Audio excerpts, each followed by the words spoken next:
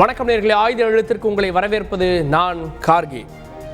நாடாளுமன்றத்தில் பட்ஜெட் பற்றிய உரையில் எதிர்க்கட்சி தலைவர் ராகுல் காந்தி சக்கர வியூகம் அமைத்து இந்த நாட்டை பாஜக சிதைத்து கொண்டிருக்கிறது, இந்த சக்கர வியூகத்தில் இருக்கக்கூடியவர்களாக யார் அப்படின்னு பேசினார். அந்த பேச்சு இரண்டில் ஒருவருக்கு வெறுப்பை ஏற்படுத்தி இருக்கிறது. அவரின் உத்தரவின் பேரில் என் வீட்டில் சோதனை நடத்த அமலாக்கத்துறை தயாராகி வருகிறது, உள்ளே இருக்கக்கூடியவர்கள் இந்த தகவலை சொல்லியிருக்காங்க அப்படின்னு ராகுல் தெரிவித்த கருத்து, எக்ஸ் தளத்தில் தெரிவித்த கருத்து, அரசியல் ரீதியாக எதிர்க்கட்சிகளை பழிவாங்க பாஜக நினைக்கிறது, அதனால் இதை பற்றி விவாதம் நடத்தணும் அப்படின்னு காங்கிரஸ் கட்சி நாடாளுமன்றத்தில் கடிதமும் கொடுத்திருக்கிறது. இந்த சூழலில் அமலாக்கத்துறை சோதனை அப்படின்லாம் ராகுலுடைய கற்பனை. தவறு செய்யவில்லை என்றால் ராகுல் ஏன் அச்சப்படணும், ராகுல் ஏன் பயப்படணும் அப்படின்னு பாஜக தரப்பிலிருந்து பதிலடியும் கொடுக்கப்படுகிறது. ராகுலுடைய அமலாக்கத்துறை குற்றச்சாட்டு ஆதாரமாக அரசியலாக விவாதிக்கிறோம். சிறப்பு விருதுகளோடு நம்முடைய பாஜகவினுடைய விவசாய அணியினுடைய மாநில தலைவர் திரு ஜி.கே. நாகராஜ், நிகழ்ச்சிக்கு அவரை வரவேற்கிறேன். வலதுசாரி ஆதரவு நிலைப்பாட்டுடன் திரு எஸ்.எஸ். ஸ்ரீராம், அவரையும் நிகழ்ச்சிக்கு வரவேற்கிறேன். நம்ம முதல்ல திரு நாகராஜ் அவர்கள்ட்ட, சக்கர வியூகம் பேச்சினுடைய எதிர்வினை தான் இடி ரெய்டு போலையே, ராகுல் முன்பே கணித்திருக்கிறாரே. இல்லை, ராகுலுக்கு ஒன்றும் ஈடி புதுசு இல்லைங்களே. காங்கிரஸுக்கு அடித்த ஊழல்கள், செய்த தவறுகள் எத்தனை நேஷனல் ஹெரால்ட் பத்திரிகையில் ஏறக்குறைய 5000 கோடி காங்கிரஸ் கட்சியினுடைய சொத்தை இவர்களுடைய ட்ரஸ்ட்டில் வெறும் 50 கோடி கொடுத்து வாங்கியிருக்காங்க. அந்த 50 கோடியும் கூட இவர்கள் அந்த பணம் ஹவாலா மூலம் வந்த பணம், அதுதான் இடி உள்ள போகிறாங்க. அது தொடர்பான வழக்கு இப்பொழுது நிலுவையில் இருக்கிறது. கூடிய விரைவில் அதுக்கு ஒரு மிகப்பெரிய தீர்வும் வர இருக்கிறது. அதனால இவங்க ஒன்றும் உத்தம புத்தர்கள் அல்ல. ராகுலுக்கு இடி புதுசு இல்லை, ஓகே, அதை நீதிமன்றம் சொல்லணும். ஆனால் நாளை ஒரு வேலை வந்தது அப்படின்னா அதற்கு காரணம் சக்கர வியூகம் பேச்சு தான், இரண்டில் ஒருவருக்கு பிடிக்கல அப்படின்னு தானே பொருள்படும்.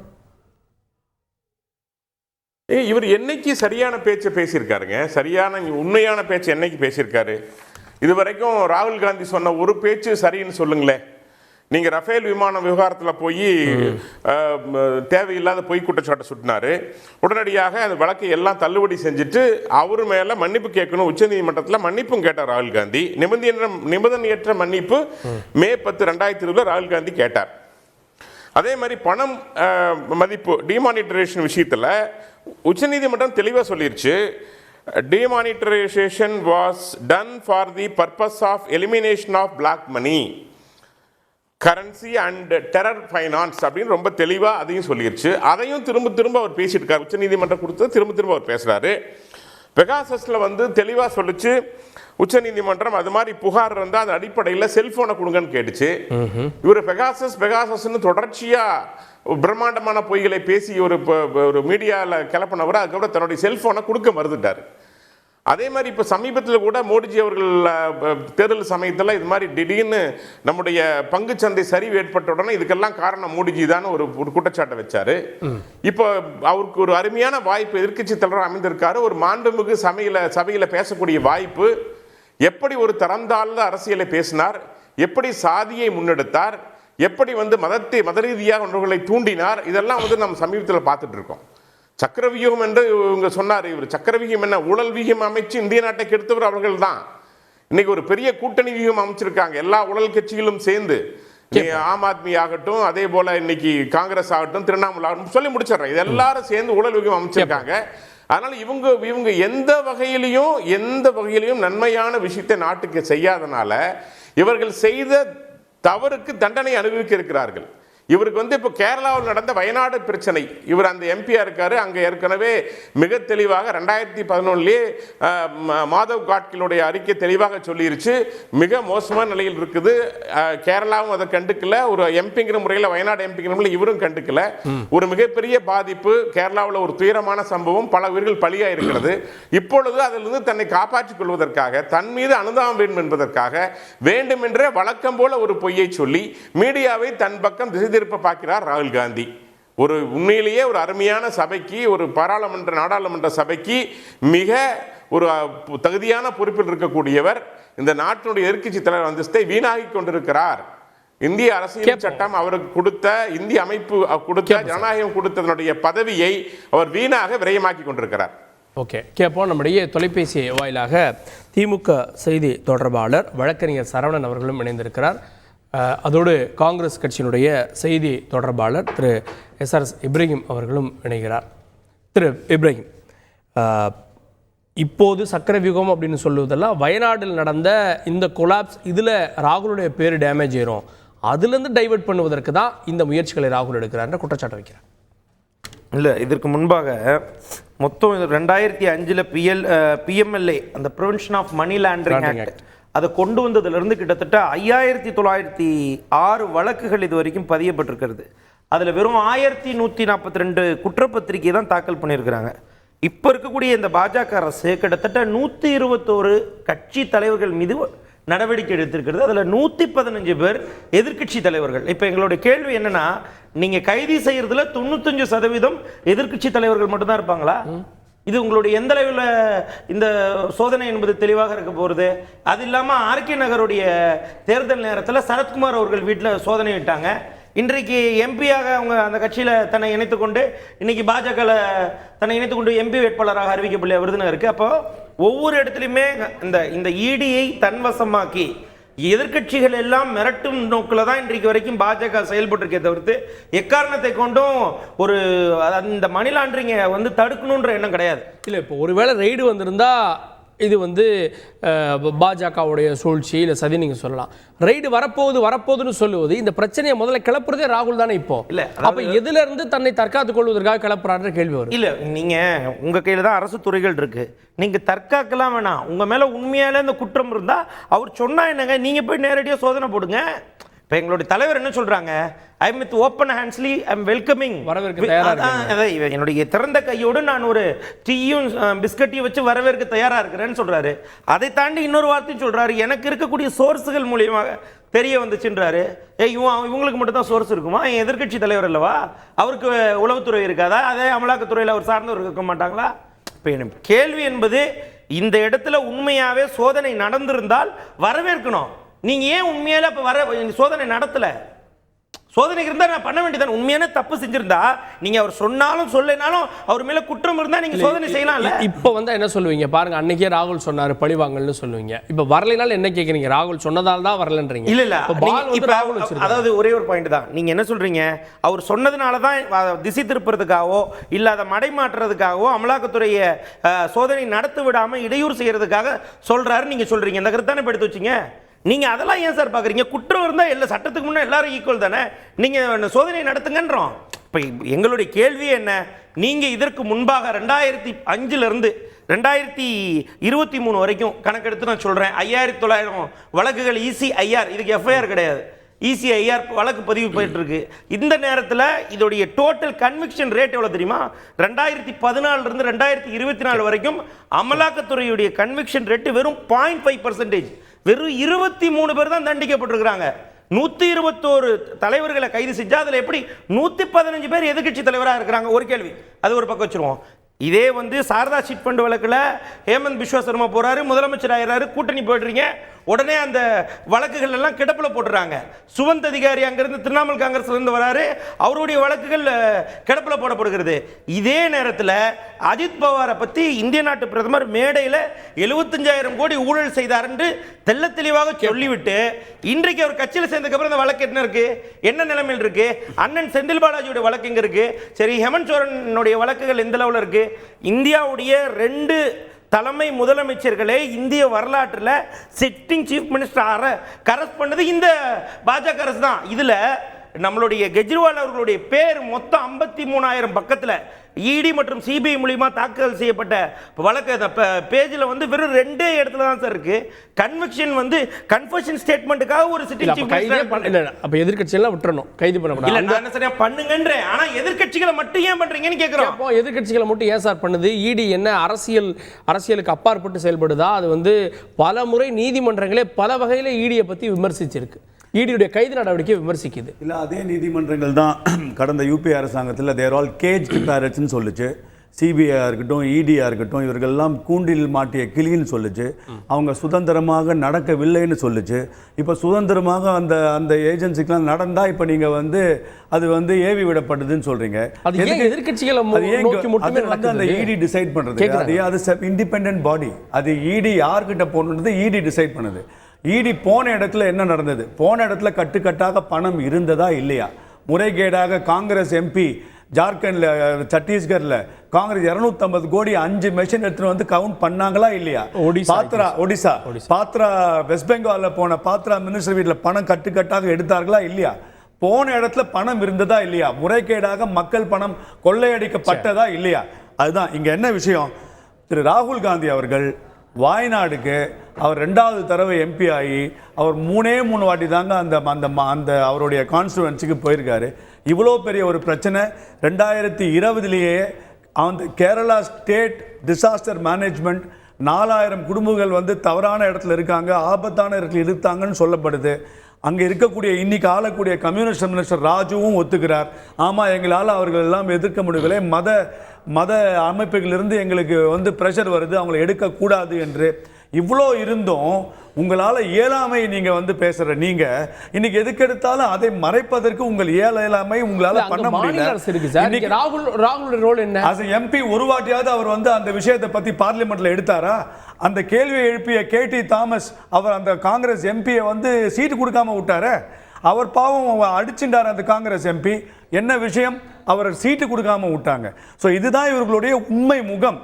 இவர் அந்த அவருடைய கான்ஸ்டிட்யூன்சியில் என்ன நடக்குதுன்னு தெரியாத திரு ராகுல் காந்தி என் மேல இடின்னு இந்த 300 உயிர்களுக்கு பதில் சொல்ல முடியாமல், இன்ஃபேக்ட் இன்னைக்கு ராகுல் காந்தி அந்த இடத்தில் போய் இருக்கும்போது அங்க இருக்கக்கூடிய ஒரு குடிமகன், நான் உங்களுக்கு ஓட்டு போட்டு 4,31,000 வாக்குகள் வித்தியாசத்தில் உங்களை வெற்றி பெற செய்தோமே, உங்களால கீழே இறங்கி உங்க கால் சேத்துல பற்றுமா, நீங்க காரை விட்டு இறங்க மாட்டீங்களான்னு கேட்டதை அப்புறம் கொடுத்தாருங்க. சொன்னது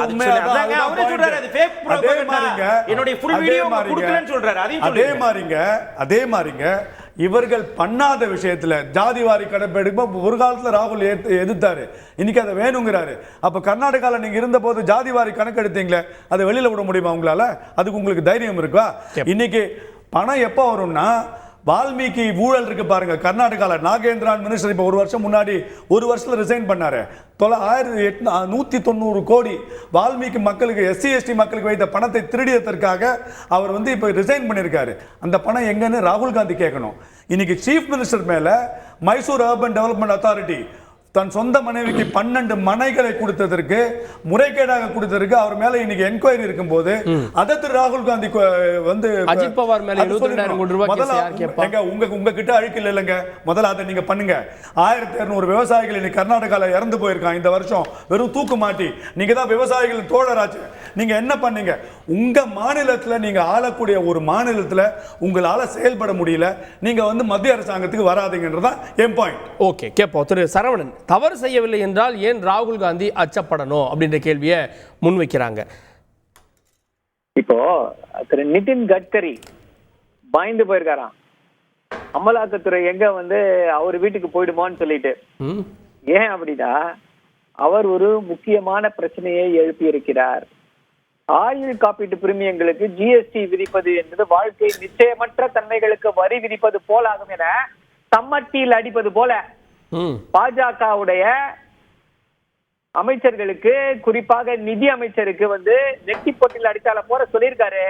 இதற்கு என்ன ரியாக்ஷன் பாஜகவில் இருந்து ஏதாவது ரியாக்ட் பண்ணிருக்காங்களா? இப்போ கேபினெட் டெசிஷனை வந்து யாரும் இது பண்ணக்கூடாது, கூட்டு பொறுப்பு, அமைச்சரவை பொறுப்பு கூட்டு பொறுப்பு.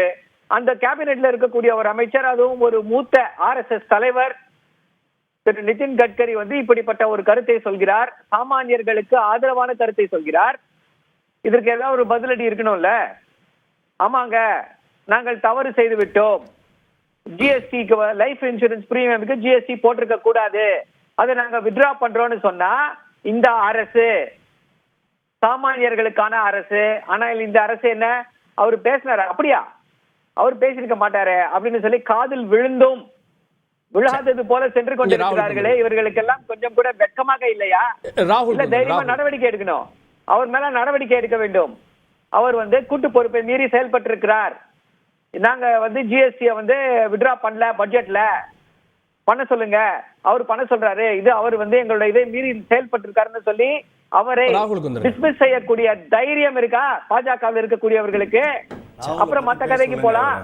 அருமையான கருத்தை வந்து திரு ராகுல் காந்தி வந்து சொல்லியிருக்காரு. சோ இப்போ வந்து இந்த இடியை பார்த்து யார் பயப்படுறா அப்படின்னா பாஜகவில் இருக்கக்கூடியவர்கள் பயப்படுறாரு. அதுல முக்கியமா இப்ப திரு நிதின் கட்கரி இருக்காரு, அடுத்து திரு ராஜ்நாத் சிங் வருகிறார். ஏன்னா அவரு அடுத்து பிரதமர் பதவிக்கு போட்டிருக்காருன்னா அவர் வீட்டுக்கு போகும். அப்ப பாஜகவினரும் பயப்படுறாங்க, எதிர்க்கட்சிகளும் பயப்படுறாங்க. அப்ப ஈடி நியூட்ரலா அவரே சரவணனே சொல்றா அப்படின்னு நினைக்கிறேன். ஒரே நிமிஷம் எதிர்க்கட்சிகள் வந்து பயப்படுதான்னு கேட்டீங்கன்னா ராகுல் காந்தி தான் சொல்றாரு, நீங்க வாங்க டீ பிஸ்கெட் குடுக்குறேன்னு சொல்லியிருக்காரு. அப்புறம் என்ன பயம்? அதை செய்திருவோம், இதை செய்திருவோம். நாங்க எங்க ஒண்ணுத்தையும் செய்யலையே. திரு செந்தில் பாலாஜி அவர்களுடைய பெயில நடத்த கூட திறமையற்று பாஜக வழக்கறிஞர்கள் அங்க உச்ச நீதிமன்றத்துல தொடர்ந்து 10 முறை வாய்தா வாங்கி கொண்டிருக்கிறார்களே. தைரியமா நடத்த வேண்டியதான கேச நடத்த கூட தைரியமற்றவர்கள் எதிர்கட்சியை பார்த்து பேசலாமா? எதிர்கட்சிக்கு வந்து இடியை கண்டு அச்சம் என்று பேசலாமா? யாருக்கு அச்சம்?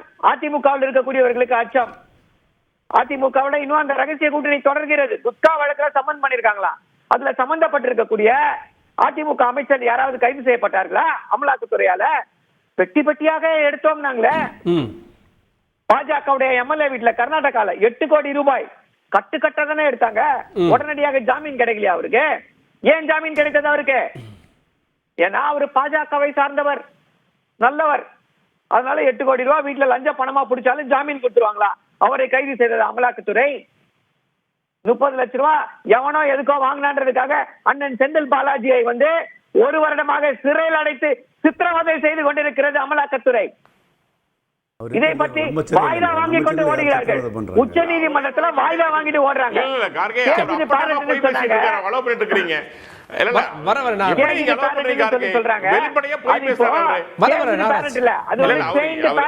செந்தில் பாலாஜி பணத்தை லஞ்ச பணத்தை வாங்கி திருப்பி கொடுத்திருக்காரு. இல்ல நீங்க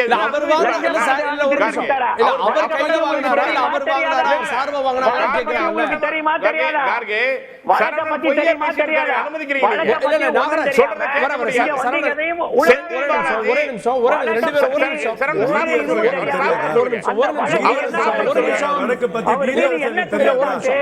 என்பதை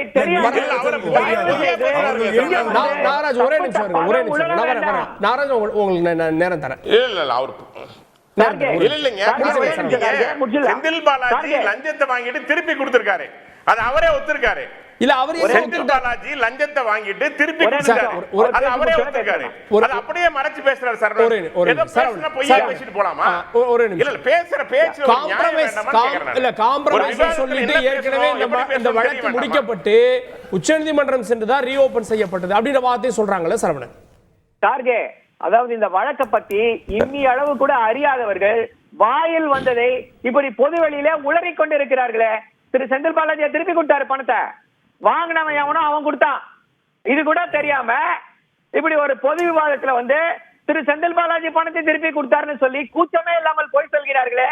இதுதான் பாஜகவுடைய கைவந்த கலை. இதனாலதான் இப்படிப்பட்ட கேள்விகளை உச்ச நீதிமன்றத்தில் எழுப்பியதால் தான் அங்க வழக்கறிஞர்கள் வாய்தா வாங்கி கொண்டு ஓடுகிறார்கள். எங்க திரு செந்தில் பாலாஜி அவர்களுக்கு ஜாமீன் கொடுத்து விடுவார்களோ என்று வாய்தா 10 வாய்தா கடந்த 3 மாதங்கள்ல. இதுதான் அமலாக்கத்துறை செயல்பட்டு கொண்டிருக்கக்கூடிய லட்சணம். அதைத்தான் திரு ராகுல் காந்தி அவர்கள் புட்டு வச்சிருக்காரு.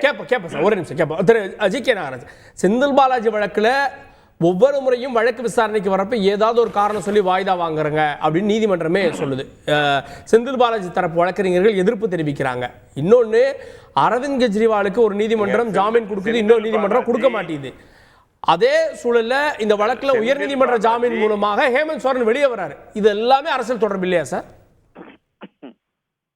இல்லைங்க, செந்தில் பாலாஜி பணம் லஞ்சம் வாங்கினது உண்மை, திருப்பி கொடுத்தது உண்மை. அவர் வாங்கினாரா இல்ல வாங்கினவங்களா? வழக்கில் வந்து அது முடியல. அத சரவணன் கேட்டாரு. யாரோ வாங்குறா, யாரோ வாங்கிட்டேன் சார். அவருடைய துறையில் இருக்கிற அதாங்க அவர் துறையில் இருக்கிற அவர் மூலம் வாங்கப்பட்டது, அவருடைய கீழ் இருக்கிறது தான் வேலை செஞ்சாங்க, பணம் வாங்கினாங்க, இது எல்லாமே ஏற்கனவே நிரூபிக்கப்பட்டிருக்கிறது.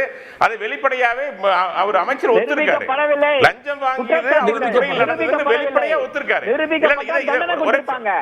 இது வெளிப்படையா இன்னைக்கு இல்ல அவரை உத்தமர்னு பேசுறவங்க இவ்வளவு பெரிய ஊழல் 5000 கோடிக்கு மணல் கொள்ளை மட்டும் நடந்திருக்கிறது. இன்னைக்கு தெளிவாக திமுக அரசு அதை தடுத்து தொடர்ச்சியாக பல பொய்களை சொல்லி உயர்நீதிமன்றத்திலும் உச்ச நீதிமன்றத்திலும் தொடர்ந்து தவறான தகவலை கொடுத்துக் கொண்டிருக்கிறது. இந்த தமிழ்நாட்டுடைய கனிம வளங்களை கொள்ளையடித்துக் கொண்டிருக்கிறது. அவருக்கு போய் வக்காலத்து வாங்கிட்டு ஏன் நீங்க ஒரு கணக்கு நான் சொல்றேன்.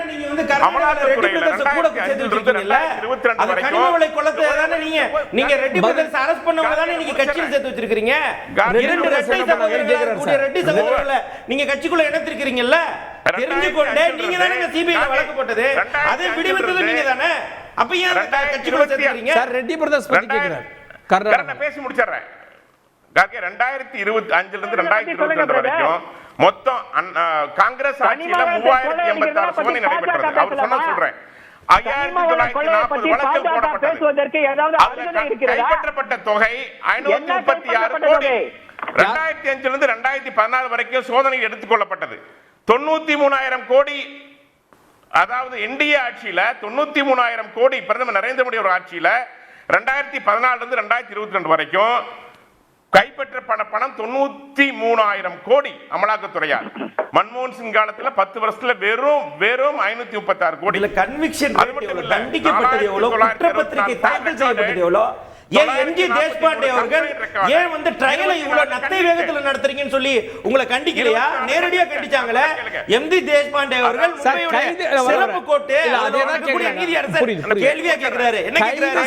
ட்ரையலை நத்தை வேகத்துல எடுக்கிறீங்க. வேகமாக செயல்படும் அமலாக்கத்துறை ஏன் நத்தை வேகத்துல அதன் பிறகு வழக்கு நடத்துவதில்லைன்னு கேக்குறாங்க சார். உங்களுக்கு தெரியும் மிஸ்டர் கார்கே, ஒரு உயர்நீதிமன்றத்துக்கோ நீதிமன்றத்துக்கோ ஒரு வழக்கு போயிட்டா it takes on. அதோடைய வழக்குல தொடர்ந்து நடத்தும். ஆப்போசிட் இருந்து சார் அது வரைக்கும் ஒரு சிறையில் இருக்கார் சார். மற்ற வழக்குல அப்படி இல்ல சார், ஜாமீன் கிடைச்சிரும் சார். அதுதான் அப்படி பார்த்தா காங்கிரஸ் உடைய நேஷனல் ஹெரால்ட் பத்திரிகையுடைய வழக்கு இன்னைக்கு 80 லட்சம் ரூபாய் மாசம் வருமானம் காங்கிரஸ் உடைய குடும்பத்துக்கு போய் கொண்டிருக்கிறது. காங்கிரஸ் உடைய சொத்து. ஆனா அது கூட இன்னைக்கு வழக்கு நிலுவையில் தான் இருக்குது. பல்வேறு காரணங்களால் தொடர்ச்சியாக மெல்ல மெல்ல நடந்து கொண்டிருக்கிறது. அதை நாம தடுக்க முடியாது. இல்ல சார் அதுல ஜாமீன் கிடைச்சிருச்சு. இப்ப செந்தில் பாலாஜிக்கோ அரவிந்த் கெஜ்ரிவாலுக்கோ இந்த வழக்குகள்ல பிஎம்எல் இருக்கிறதால அவங்களுக்கு ஜாமீன் கிடைக்கல. அப்ப அப்பேற்பட்ட வழக்குகளுக்கு இம்பார்ட்டன்ஸ் கொடுத்து முடிக்கணுமா இல்லையா? கார்கே நீ ஒரு விஷயம் பார்க்கணும். நீங்க காங்கிரஸ் ஆட்சியில தனக்கு ஒத்து வராத ஒத்து போகாத கட்சிகளை ஆட்சிகளை கலைத்தவர் இந்திரா காந்தி அவர்கள். 15 ஆண்டுகள்ல 25 மாநிலங்கள் ஆட்சியை கலைத்திருக்கிறார். ஆனா பாஜக ஜனநாயக ஆட்சி. யார் தவறு செய்தாலும் தனியாக இருக்கிற அந்த அமைப்பு சுதந்திரமான அமைப்பா இடி அமலாக்கத்துறை நேரடியாக சென்று களம் காண்கிறது. இதுல யாரு மோடி அவர்களோ அல்லது அமித்ஷா அவர்களோ தலையிடுவது இல்லை. நான் தான் சொல்றேன், கையில பணம் இருந்தா மடியில கனம் இருந்தால் நிச்சயமா அவர் பயந்து கொள்ள வேண்டும். செந்தில் பாலாஜி கேஸ் என்னாச்சு? அமலாக்கத்துறை இங்கு சென்ற பொழுது தாக்கப்பட்டார்கள், எந்த அளவுக்கு மோசமா நடந்து கொண்டார்கள். இதெல்லாம் ஏன் மடியில கனம் இல்லைன்னு சொல்லிட்டு போக வேண்டியதானே? ராகுல் காந்தி சொல்றாரு ஒண்ணு இல்லைன்னு சொல்றாரு. அப்புறம் ஒவ்வொரு முறையும் அதானி அம்பானி என்று பெயரை குறிப்பிட்டு அவர்களை மிரட்டி பணத்தை பெற்றுக் கொண்டிருக்கிறார். மோடிஜி அவர்களே தெளிவா சொன்னாரு, பணம் வரவில்லை என்றால் அதானியும் அம்பானியும் பேசுவார். தெளிவா சொன்னார். இவர்கள் அதானி அம்பானியை குறிப்பிட்டு பேசினால் இவர்களுக்கு பணம் வரவில்லை என்று அர்த்தம்.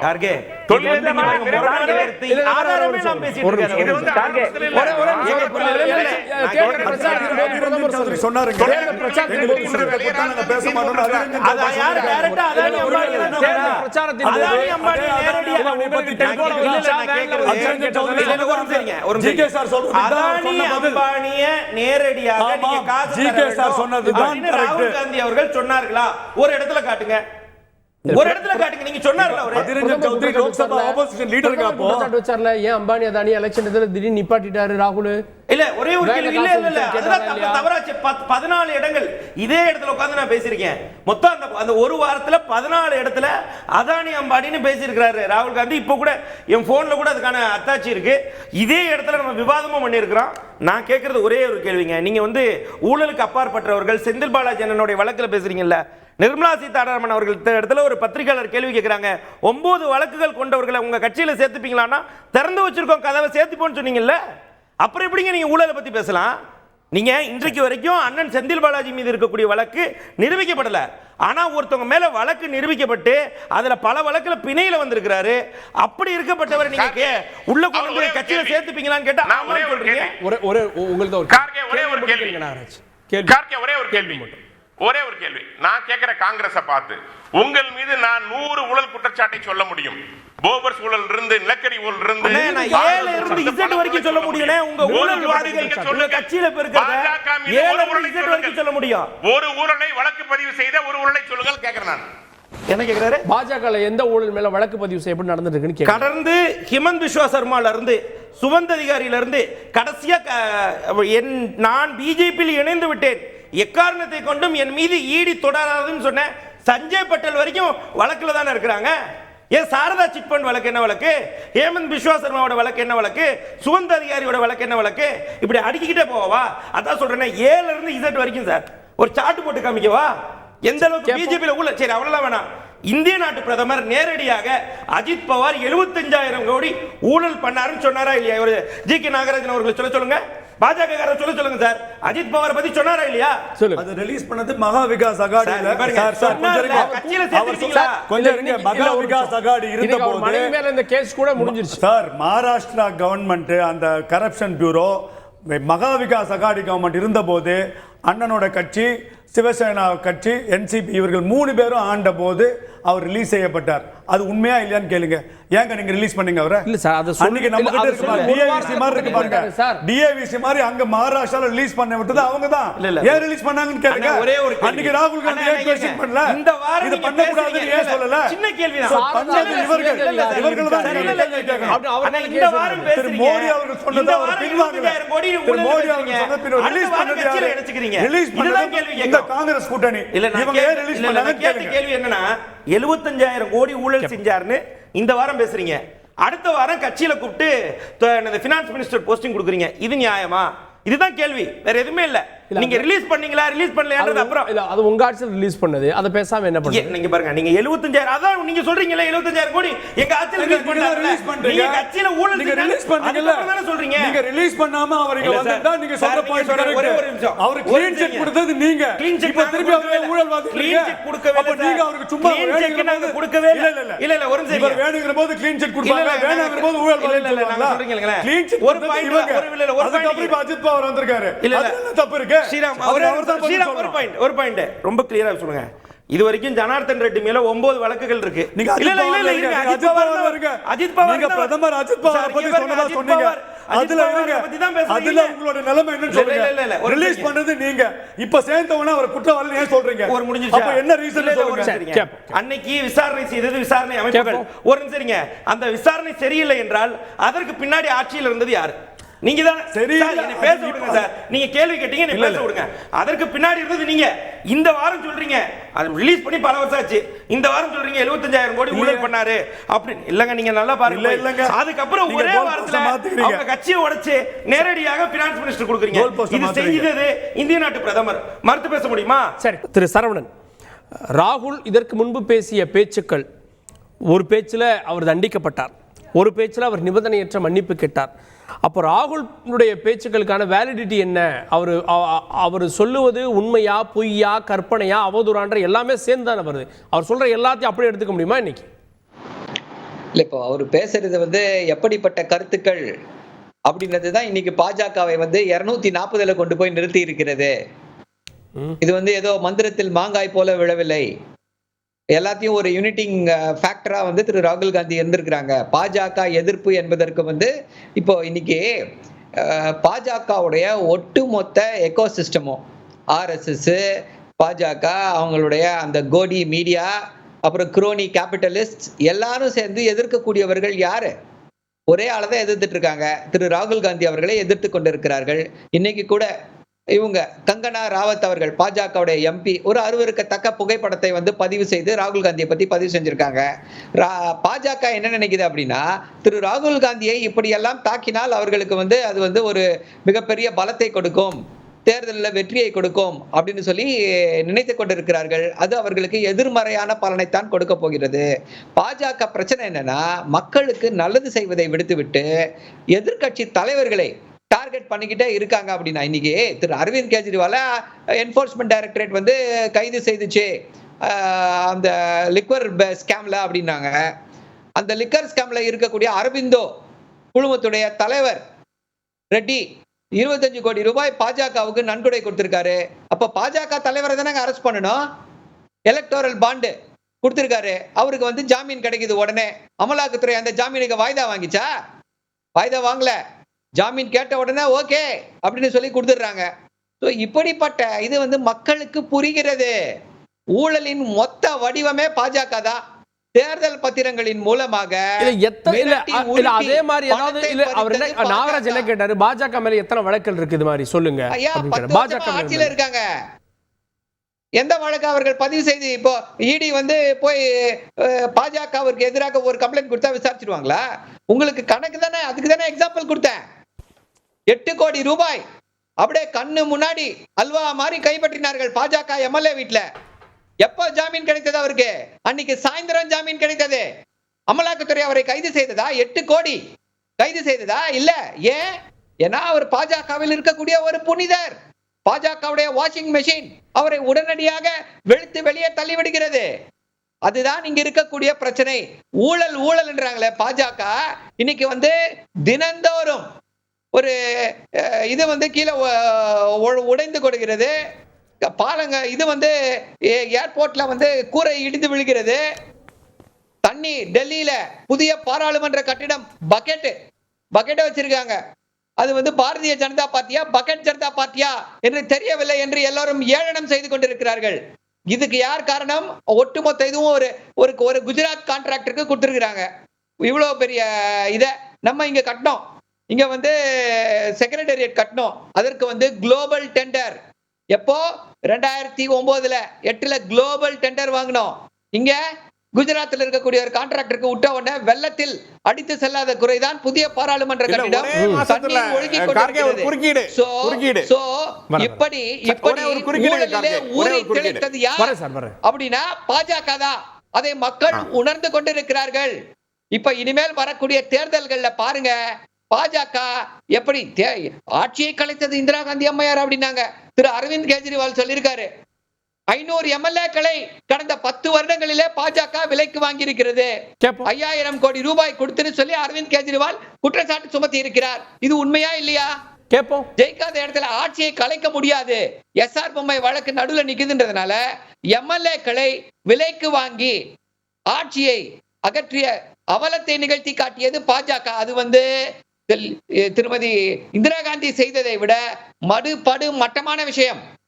கேட்போம். திரு ஜி கே நாகராஜ், பாஜக வாஷிங் மிஷின் எஃபெக்ட் தான் இன்னைக்கு உங்களை 240 சீட்ல நிப்பாட்டி இருக்கின்றார். இல்ல, சரவணன் வந்து பாலத்தை பத்தி பேசுறாரு, அதை பத்தி எல்லாம் பேசுறாரு.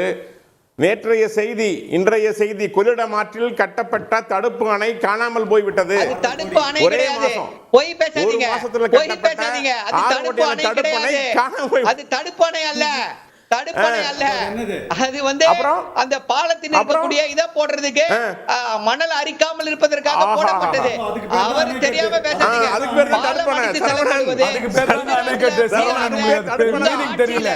எத்தனை பாலங்கள் போச்சு? 15 பாலங்கள். இல்ல இல்ல, இப்படி எல்லாம் திமுகவுல அதுக்கு பேர் தான் அணைக்கட்டு. அதுக்கு பேர் தான் தடுப்பணை. 6 கோடி ரூபாய் கட்டது காணாம போயிடுச்சு.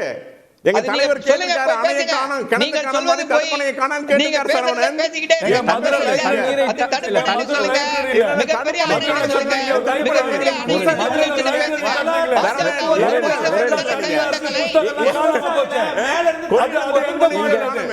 புதிய பாராளுமன்றத்துல இன்னைக்கு நேரடியா திறந்த பாராளுமன்றத்துல மழையில வெள்ளம் வந்து இந்திய நாட்டு பிரதமர் சொல்றாரு, மிகப்பெரிய பழமை வாய்ந்தது புதிய பாராளுமன்றத்துல பக்கெட் வச்சு பிடிக்கிறார். புதிய பாராளுமன்றம் லீக் ஆகுது, ராமர் கோவிலுக்குள்ளேயே நீர் வருது, விமான நிலையத்துடைய மேற்கூரை இடிந்து விழுகுது, இதெல்லாம் விசாரிச்சா இதுல ஊழல் வெளிவரும்ன்றாரு சார். இதெல்லாம் காங்கிரஸ் ஆட்சியில் நடந்த ஏங்க, அதான் சொல்றேன், நீங்க தாராளமா நடவடிக்கை எடுங்கன்னு சொல்றோம். ஒரு தவறு செய்யறவங்க மேல கட்டாயமா நடவடிக்கை எடுங்கன்னு சொல்றோம். நாங்க வேண்டாம்னு சொல்லலையே, நீங்க அதை செய்யுங்கன்னு சொல்றோம். யாரும் வேண்டாம்னு சொல்ல, தவறுதல் மனித இயற்கை தான். ஆனா இந்த திமுக ஆட்சியில் நடக்கிற இந்த ஒரே ஒரு கேள்வி கேட்கிற சரவணன், கரூர்ல மு.க. ஸ்டாலின் அவர்கள் பேசுறார் செந்தில் பாலாஜியை பத்தி. அவ்வளவு கடுமையாக ஒரு ஊழல்வாளி, இவ்வளவு மோசமானவர், அவரை கொண்டு வந்து அமைச்சரவையில் வச்சுக்கிட்டு இவருக்கு போட்ட வழக்கில் தான் இன்னைக்கு கேஸ் வந்திருக்கு. இன்னைக்கு செந்தில் பாலாஜி மீது யூட்டன் பாபுன்னு சொன்னாரு. இன்னைக்கு கூட வச்சிருக்கீங்க அவரு போட்ட கேஸ் தானே. இன்னைக்கு சந்திரபாபு நாயுடு அவர்கள் யூட்டன் பாபுன்னு சொன்னாரு. 2019 மோசமான ஊழல் அதுக்கு பக்கத்துல வச்சிருக்கீங்க அவரு பேசிட்டு இருக்காங்க. சந்திரபாபு நாயுடு யூட்டன் பாபுன்னு சொன்னாரு. 2019 நடந்த போலாவரம் நீர்ப்பாசனத்துக்கு யூட்டன் பாபுன்னு சொன்னாரு. அவர் எதுக்கு கூட வச்சிருக்கீங்க? மு.க. ஸ்டாலின் அவர்கள் சென்று பார்த்தாரா? இன்னைக்கு கார்கே முடிச்சிடுறேன். கார்கே, இப்போ ஹைகோர்ட் சொல்லியிருக்கு, நீங்க சமூக நீதி குறித்து பேசுறீங்க, கல்வராயன் மலைப்பகுதியில் கடுமையா மக்கள் பாதிக்கப்பட்டிருக்கிறாங்க, முதலமைச்சர் போய் பாருங்கன்னு சொல்லுது. முதலமைச்சரோ அமைச்சர் உதயநிதியோ அந்த பகுதி மேம்படணும், போய் பாருங்க, ஒரு அட்டென்ஷன் கிடைக்கும்ன்றாங்க. பாருங்கன்னு சொல்லி என்ன காரணம்? மக்கள் மேம்படவில்லை. சமூக நீதி குறித்து பேசவர்கள் இங்க சரவண்ட கேக்குறேன், கள்ளக்குறிச்சி சாராய சாவுக்கு முதல்வர் போனாரா? ஏன் என்ன போகாம இருக்கிறீங்க? இதை பற்றி கேட்கிற திறன் இருக்கிறதா? எங்க கட்சியில ஜனநாயகமா கேள்வி கேட்க தைரியம் இருக்கிறது. அமைச்சராகட்டும் தலைவராகட்டும் கேட்கலாம். உங்க கட்சியில நீங்க கேட்க முடியுமா? ஏன் கள்ளக்குறிச்சி சாராய மண்ணுக்கு போல முதல்வரை நீங்க கேட்க முடியுமா? எங்களால் கேட்க முடியும். நிதின் கட்காரி மாதிரி எங்களால் தவறு செய்தால் கேட்க முடியும். உங்களால் உங்க கட்சியில் ஜனநாயகம் இருக்கிறதா நான் கேட்கிறேன். சரவணன் சுருக்கமான குறுக்கிட்டு. ஜனநாயக பத்தி பாஜக பேசுவது மிக மிக வேடிக்கை. முக்கியமான கேள்வி, மணிப்பூருக்கு பிரதமர் ஏன் இன்னும் செல்லவில்லை? இவ்வளவு பெரிய இது நடந்திருக்கு. சுரேஷ் கோபியோடைய பெண்ணுடைய திருமணத்திற்கு கேரளா செல்ல முடிகிறதா? ஆனால் வயநாட்டில் இப்படிப்பட்ட ஒரு மிகப்பெரிய இயற்கை பேரிடர், இதுல குற்றம் சொல்வதற்கு கூட ஒன்று கிடையாது. யார் மேலே குற்றம் சொல்ல முடியாது. இது இயற்கை பேரிடர். சாராய சாவுக்கு ஏன் போகல? அது பதில் சொல்லுங்க. மணிப்பூருக்கு முதலமைச்சர் இருக்காரு, பாஜக முதலமைச்சர் இருக்காரு. கார்கே பதில் சொல்லிடுறேன். மணிப்பூருக்கு மணிப்பூருக்கு முதலமைச்சர் இருக்கிறார். மணிப்பூருக்கு ஏன் போக மாட்டாரு? முதலமைச்சர் இருக்கிறார், அவர் பார்க்கிறாரு. தமிழ்நாட்டு முதலமைச்சர் கள்ளக்குறிச்சி போனாரா? தமிழ்நாட்டு முதலமைச்சர் கள்ளக்குறிச்சி போனாரா? தமிழ்நாட்டு முதலமைச்சர் ஒரு சமூக நீதி பட்டியலில் மக்கள் கொத்து கொத்தா சென்றிருக்கிறார்கள். உங்களுடைய முதலமைச்சர் சென்றாரா? அதுக்கு பதில் சொல்லுங்க. கள்ளக்குறிச்சி ஏன் போகல? வயநாட்டை விடுங்க பிரதர். தமிழ்நாட்டை பத்தி பேசுங்க. நீங்க திமுக தமிழ்நாட்டை பத்தி பேசுங்க. திமுக தமிழ்நாட்டை பத்தி பேசுங்க. ஏன் கள்ளக்குறிச்சிக்கு போகல? பதில் சொல்லுங்க சரவணன். கள்ளக்குறிச்சி ஏன் போகல? ஏன் கல்வராயன் போகல? நீதிமன்றம் சொல்லுது. வயநாட்டுக்கு ஏறவில்லை பிரதமர். வயநாட்டுக்கு ஏன் பிரதமர் போகலன்னு கேக்குறாரு சார். வயநாட்டுக்கு ஏன் பிரதமர் போகலன்னு கேக்குறாரு. தமிழ்நாட்டுக்கு வாங்க. ஏன் கள்ளக்குறிச்சி முதலமைச்சர் போகல? பதில் சொல்லுங்க. ஏன் கள்ளக்குறிச்சி முதலமைச்சர் போகல? பதில் சொல்லுங்க. ஏன் கள்ளக்குறிச்சிக்கு முதலமைச்சர் போகல? பதில் சொல்லுங்க. அவர் பதில் சொல்ல சொல்லுங்க. ஒரே நிமிஷம். தமிழ்நாடு பதில் சொல்ல சொல்லுங்க. சரி, ஓகே. கார்கே அவர் பதில் சொல்ல சொல்லுங்க. அவர் உங்களுக்கு கேள்வி எழுப்பி இருக்காரு. கார்கே அவர் பதில் சொல்ல. கள்ளக்குறிச்சி ஏன் முதலமைச்சர் போகல? கள்ளக்குறிச்சிக்கு ஏன் முதலமைச்சர் போகல? மணிப்பூருக்கு போயிட்டு சாவு. அப்புறம் கள்ளக்குறிச்சி மணிப்பூருக்கு போயிட்டு முதல்ல. அதாவது முதல்ல மணிப்பூருக்கு போயிட்டு வாங்க. சொல்றீங்களா? இது தலைப்பே இல்லங்க. தலைப்பை ஒட்டி விவாதத்தை இன்றைக்கு வயநாடுல எவ்வளவு பெரிய துயர சம்பவம் நடந்திருக்குது. அது குறித்து என்ன பேசுறீங்க? Okay okay okay. நீ கள்ளக்குறிச்சி குறித்து சொல்லுங்க. ஓகே இப்ராஹிம் கார்கே நீங்க பதில் கேளுங்க. கார்கே கள்ளக்குறிச்சி ஏன் கேள்வி கேக்குறீங்க? நீங்க கேள்வி கேக்குறீங்க. நீங்க பதில் சொல்லுங்க. ஏன் மணிப்பூருக்கு போல? ஏன் போல மணிப்பூருக்கு? பயமா? மணிப்பூருக்கு முதலமைச்சர் மணிப்பூருக்கு ஏன் போல? முதலமைச்சர் போன்ற அவசியம் இல்ல. அது கேள்வி தொடர்ந்து கொண்டிருக்கும். இன்ஃபினிட்டியா போயிட்டே இருக்கு. ஏன் வயநாட்டுக்கு போல? அப்படி இல்ல. வயநாடு அப்படி இல்ல. ஏன் போல? நோ சார், எங்க நாடு சொல்றீங்க. திராவிட மாடல் சொல்றீங்க. உங்க நோ இல்ல. திரும்ப அங்கே வயநாடு இஷ்யூ மறைக்கிறதுக்காக ராகுல் இதை ப்ளே பண்றாரு. இடி ராகுலுக்கு ஏதோ புதுசு மாதிரி பேசுறாரு. இடி விசாரணைக்கு ராகுல் எத்தனை நாள் போயிருக்காரு? முன்பே போயிருக்காரு. இன்னும் சொன்னா ராகுல் ஜாமீன்ல இருக்காருன்னு குற்றச்சாட்டு முன் வைக்கிறாங்க பாஜகவினர். இல்ல, முதல்ல வயநாடுல ஒன்றும் மறைக்க வேண்டிய அவசியமே இல்லைங்க. முதல் டைம் வெற்றி பெற்று 2வது டைம் வெற்றி பெற்றிருக்கிறாருங்க வயநாட்டில். நீங்க சொல்ற மாதிரி ஒருவேளை இந்த மக்களை சந்திக்கலைன்னா மக்கள் இன்னைக்கு வெற்றி பெற வைப்பாங்களா வயநாட்டில்? இது என்ன இது இந்த கேள்வி வைக்கிறதுக்கு முன்னாடி ஒரு எம்பியாக இந்த நாடாளுமன்றத்தில் குரல் கொடுத்து தடுத்திருக்க முடியுமான்னு கேள்வி. இல்லை நான் அதுதான் சொல்றேனே, நீங்க முதல் முறை வெற்றி பெறுறீங்க, அந்த முறை வெற்றி பெற்ற வாக்குகளை விட கம்மியாக வாங்கிட்டாரா, இல்லை இந்த முறை வயநாட்டில் அவர் வெற்றி பெறவில்லைன்னா நீங்க சொல்ற கருத்துக்கெல்லாம் ஓகே. ரெண்டாம் முறையாக இவர் வயநாட்டிலே வெற்றி பெற்று இன்றைக்கு அவரே தன்னைத்தானே தகுதி நீக்கம் செஞ்சு கொண்டு இன்னைக்கு அவர்களுடைய சகோதரி நிப்பாட்டுறதுக்கு வழி செஞ்சிருக்கிறாங்க. இன்னைக்கு பிரியங்கா காந்தி உள்பட 2 பேரும் நேரில் போய் பார்த்துருக்காங்க. இதெல்லாம் ஒரு பக்கம் வச்சிருங்க. ஒருவேளை அப்படி இல்லைன்னா மக்கள் கண்டிப்பாக வாக்களித்து வெற்றி கொடுத்துருக்க மாட்டாங்க. இதில் ஏதாவது சந்தேகம் இருக்கா? மக்கள் ஆட்சியின் பக்கம் ஏதாவது சந்தேகம் இருக்கா உங்களுக்கு? அது இருந்தால் பேசலாம். ரெண்டாவது, பிஎம் கேர்ஸ்னு ஒன்று எடுத்தீங்க. நீங்கள் இவ்வளோ பேசுறீங்க, இடி அமலாக்கத்துறையை பற்றியெல்லாம் பேசுறீங்க. பிரதம மந்திரின்ற வார்த்தை என்பது பொதுவான வார்த்தை தானே? இந்த பிரைம் மினிஸ்டர்ன்றது பொதுவான வார்த்தை. அந்த பிஎம் கேர் ஃபண்டில் 6500 கோடி ரூபா வாங்கிட்டு ஊழல் பண்ணிட்டு இன்னைக்கு அது ட்ரஸ்ட்டு தனி ஆக்ட்னு சொல்லிட்டு நான் இப்போ என்னோட கேள்வி என்னன்னா, அது தனிப்பட்டது இல்லையான்றது கூட விவாதம் இல்லை. அதுல இருந்து ஒரு குறிப்பிட்ட தொகையை ஏன் மக்களுக்கு நீங்க தரல? கொரோனா டயத்துல வெண்டிலேட்டர்லாம் வாங்கினாங்க சார். நான் கேட்கறது வயநாட்டுக்கு சார். உங்களுடைய தேசிய பேரிடர் நிதியை விட்டுருங்க சார். 6500 கோடி தனிப்பட்டு வாங்கினீங்கல்ல. இங்க இருக்கக்கூடிய சின்ன சின்ன ஆக்டர்ல இருந்து எங்களுடைய மாண்புமிகு முதலமைச்சர் வரைக்கும் 6 கோடி ரூபாய் கொடுத்திருக்காரு. ஏன் தமிழ்நாடு காங்கிரஸ் கமிட்டியோட தமிழ்நாடு காங்கிரஸ் கமிட்டியோட தலைவர் செல்வ பெருந்தகை 1 கோடி ரூபாய் அறிவிச்சிருக்காரு. 100 வீடு எங்களுடைய ராகுல் காந்தி அறிவிச்சிருக்காரு. கர்நாடகால சித்தராமையா 100 வீடு அறிவிச்சிருக்காரு. இந்திய நாட்டு பிரதமர் நேரடியாக களத்தில் சென்றாரா, இல்ல பிஎம் கேர்ஸ்ல வசூல் செய்யப்பட்ட 1 ரூபாய் நேரடியாக வயநாடு மக்களுக்கு செலுத்தப்பட்டதா, இல்ல மணிப்பூர் மக்களுக்கு செலவழிக்கப்பட்டதா? ஒவ்வொரு மாநிலங்களிலும் ஏற்படக்கூடிய துயரங்களுக்கு ஏதாவது ஒரு மாநிலத்துக்கு இந்திய நாட்டு பிரதமர் நேரடியாக மணிப்பூர் தொடர்ந்து வயநாடு இன்றைக்கு வந்திருக்கிறாரா கேள்வி. வந்திருக்காரு வரல, அதை மட்டும் பதில் சொல்லுங்க. அதாவதுங்க, திரு ராகுல் காந்தி அவர்கள் அவர் மாநிலத்தில் எது நடந்தாலும் போக மாட்டாரு. இது அவருடைய பிரஷர், அதனால போயிட்டாரு. இல்லனா பாஜக மணிப்பூர்ல என்ன பிரஷர் இருந்துச்சு? மணிப்பூருக்கு போறாரு. இல்ல அதை சொல்லிடுறேன், கம்ப்ளீட் பண்ணிடுறேன். எல்லா கேள்விக்கும் பதில் இருக்கு, ஒரு டென்ஷனே ஆகாதீங்க.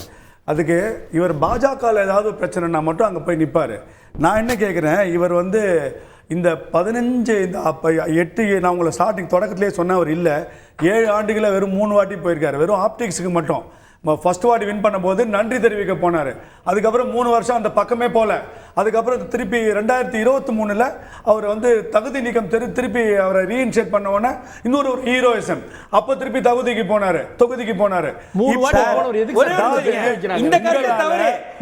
பாரத் ஜோடோ யாத்ராவே அங்கதான் சார் நடக்கப்பட்டுச்சு. இல்ல சார், கருத்து எடுத்து வச்சிரோம். 3 டைம் எப்படி சொல்றீங்க? பாரத் ஜோடோ யாத்ராவே அங்க நடந்துச்சு சார். கேரளால நீங்க 3 டைம் போனாங்க. எப்படி மக்களுக்கு நீங்க ஒண்ணு செய்யல வைக்கறாங்க? 3 டைம் போனவர் ஏன் ஜெயிக்க வைக்கறாங்க? ஜெயிக்க நம்பி தான் ஜெயிக்க வைக்கறாங்க. உங்களோட நிலைமை இப்பதான் மக்களுக்கு புரியுது. அடுத்த வாட்டி ஜெயிக்க வைக்க மாட்டாங்க. இனி கேரளா கவர்மெண்ட் ஏதாவது ஒரு குறை சொல்லியிருக்கா மத்திய அரசாங்கத்தோட உதவியை பத்தி? நிச்சயமாக மத்திய அரசாங்கம் நிலைமையை எப்படி அதை புரிந்து கொண்டு தான் எல்லாம் செயல்படணும். பிஎம் கேர்ஸ் எத்தனை சுப்ரீம் கோர்ட் போனீங்க? சுப்ரீம் கோர்ட் ஏதாவது சொல்லிச்சா உங்களுக்கு? அது தனிப்பட்ட அக்கௌண்ட் இருந்தானே சொன்னாங்க. நீங்க போற இடத்துலலாம் உங்களுக்கு மூக்குடைப்பு, மன்னிப்பு, இதை தான் நீங்க கேக்குறீங்க. பெகாசஸ் பத்தி கேட்டீங்க, மொபைல் போன் கூட ஓடி போயிட்டீங்க. இல்ல நீங்க ஸ்பைவேர் கொண்டு ஒப்படைக்கல. நீங்க தவறா சொல்றாரு சார். இல்ல போன் கேட்டாங்கல. ஸ்பைவேர் ஒப்படைக்கல. நீங்க போனே கொண்டு ஒப்படைக்கல. போய் மன்னிப்பு கேட்டீங்க. பாருங்க, போனை ஆய்வு செய்யவே இல்ல. போனை ஒப்படைச்ச இடத்துல ஆய்வு செய்யல. போனை காட்டு கொடுத்தீங்க சார். நாங்க போனை கொடுத்தோம் சார். இல்ல 5 போனை கொடுத்தாச்சு. கொடுத்ததுக்கு இன்னைக்குமே இருக்கு சார் வழக்கு. சப்ஜுடிஷியல் மேட்டர் தான் சார். இதெல்லாம் இல்லாம இல்ல. ஒரு நிமிஷம். சரவணன் சொன்னார் நாங்கெல்லாம் கட்டின பில்டிங் எப்படி தெரியுமா? அஜிகா என்ன கரெக்டா சொன்னார். கட்டின அணையை காணும். மதுரையில் ஒரு லைப்ரரி கட்டினாங்க. போன மழையில பாதி லைப்ரரி காணாம போயிடுச்சு. புத்தகம் எல்லாம் தூக்கின்னு ஓடினாங்க. அது எந்த ஒரு குளோபல் டெண்டர் கொடுத்து கட்டினாங்க? அதை சொல்லுங்க. திரு கங்கனா ரனாவத்தை பத்தி பேசுறாங்க. இவருடைய கட்சியின் spokes person, women spokes person rate card எவ்வளவு அந்த அம்மாவை பார்த்து கேட்டாங்க. இதெல்லாம் நாகரிகமான பேச்சா? அப்படி நீங்க ரமேஷ் பிதூரி என்ன பேசினாரு? ரமேஷ் பிதூரி என்ன பேசினாரு? அத சொல்லுங்க. ரமேஷ் பிதூரி என்ன பேசினாரு? அதற்கு என்ன ஒரு சமுதாயத்தை சார்ந்து அவ்வளவு கேவலமாக சார். இல்ல கார்கே இந்த கேள்வி கார்கே இந்த விவாதம் என்பது ஜனநாயகத்தோட பொண்ணுன்னு விரும்பல. நான் கேக்குறதுக்கு ஒரு பதில் மட்டும் சொல்லுங்க. ரமேஷ் பிதூரி அவர்கள் நேரடியாக தானிஷரியை பார்த்து நாடாளுமன்றத்தில் என்ன வார்த்தை பேசினாரு? இவர் இங்க அவையில சொல்லுங்க. இந்த அவையில சொல்லுங்க சார். அப்ப சொன்னா ஒத்துக்கலாம். இங்க பாருங்க, நான் ஒரே ஒரு விஷயம் தான் சொல்றேன். ரமேஷ் பிதூரி அவர்கள் நாடாளுமன்றத்தில் நேரடியாக ஒரு சமுதாயத்தை சார்ந்து தானி ஷெலியை குறித்து அவதூறா பேசினப்ப ஒரு கண்டனம் கூட தெரிவிக்கல. சரி அதெல்லாம் விடுங்க. இவர்கள் ஜாதியை பத்தி பேசுறாரு. அதானி அம்பானி பேசுறாங்கல. அதானி அம்பானி பத்தி பேசுறாங்கல. அந்த அதானி அம்பானி கொடுத்திருக்காங்க. தமிழ்நாடு கார்ப்பரேட் உங்களுக்கு சேர்த்து பேசுறேன். தமிழ்நாடு கார்ப்பரேட் கேளுங்க. டிவி நடத்துற கார்ப்பரேட் கொடுத்தாங்களா கேளுங்க. பாயிண்ட் புரிஞ்சுங்க. டிவி நடத்துற கார்ப்பரேட் கொடுத்தாங்களா கேளுங்க. தமிழ்நாடு மக்கள் அதானி 5 கோடி கொடுத்திருக்காங்க. ஸ்ரீராம் தமிழ்நாடு மக்களுக்கு ஒரு டிவி நடத்துற கார்ப்பரேட் தேசிய நிவாரண நிதி நம்மளுக்கு தரல. ஒரு பாயிண்ட் தான். தேசிய நிவாரண நிதி 6500 கோடி ரூபாய் தமிழ்நாடு கேட்டோம், நம்ம மக்களுக்கு தரல. ஸ்ரீராமும் அதுல உள்ளதா இருக்காரு, ஆனா கேரளாவுக்கும் தரல. இப்படிப்பட்ட நிலைமையிலேயே ஒரு கொடூர முகத்தை ஏன் காட்டணும்? ஒண்ணு அமித்ஷா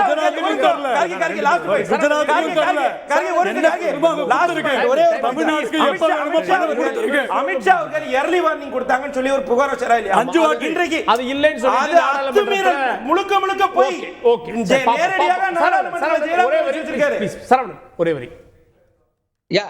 இப்ப பாஜக வந்து இந்த ஆட்சி எவ்வளவு நாள் நீடிக்க போகிறது என்று தெரியாமல் தத்தளித்துக் கொண்டிருக்கிறது. உள்ள இருக்கக்கூடிய அமைச்சர்களை கலகம் செய்து கொண்டிருக்கிறார்கள். அவர் வந்து இத போல வந்து ஒரு மக்களுக்காக எழுப்பிய குரலை வந்து ஏற்றுக்கொள்ள மறுக்கிறது. பயமா இருக்கு அவங்களுக்கு. அதை ஒத்துக்கிட்டாலும் தப்பு, தப்புன்னு பூசி மெழுகுகிறார்கள். ஓகே, அது இறுதி கருத்து. ஜி.கே. நாகராஜ் இறுதி கருத்து ஒரே வரி. இல்ல, வயநாடுல இன்றைக்கு மத்திய அரசுடைய ராணுவம் மட்டும் இல்லை என்றால் இன்னைக்கு வயநாட்டோட நிலைமை படுமோசமாயிருக்கும். இன்னைக்கு 4000 கோடி மதிப்புள்ள விமானத்தின் மூலமாக ஏர்லிஃப்ட் பண்ணியிருக்காங்க. அந்த பிரிட்ஜை ஏர்லிஃப்ட் பண்ணி அதை கொண்டு வந்து வச்சு இன்னைக்கு பாதுகாப்பு பணிகள் மட்டுமல்ல, மக்களை பாதுகாக்கின்ற பணிகள் நடந்து கொண்டிருக்கிறது. அவ்வளவு பெரிய பணியை இன்னைக்கு ராணுவம் அங்க செஞ்சிட்டு இருக்கு. எந்த ஒரு மனசாட்சி இந்திய ராணுவம் இல்லை என்றால் வயநாடு இல்லை. ராகுல் காந்தியை போய் பார்த்திருக்க முடியாது. அந்த அளவுக்கு பணியாற்றி கொண்டிருக்கிறது. முறைப்படி எதை செய்ய வேண்டுமோ அதை சரியாக செய்யும். இவங்கள மாதிரி திமுக அரசு மாதிரி பொய்யான கணக்கு சொல்றது, ஆட்டை போடுறது, இதெல்லாம் பண்ணாது. நான் சொல்றேன், இவங்க சொல்றாங்க பிஎம் கேர் பத்தி பேசுறாங்க. குற்றச்சாட்டு ஆதாரமா அரசியலா பொறுத்திருந்து பார்க்கலாம். அடுத்தது என்னன்றத விவாதத்தில் பங்கு கொண்ட சிறப்பு விருந்தினர்கள் அனைவருக்கும் நன்றி. பார்த்தவங்களுக்கும் நன்றி. தொடர்ந்து தந்தி தொலைக்காட்சியுடன்.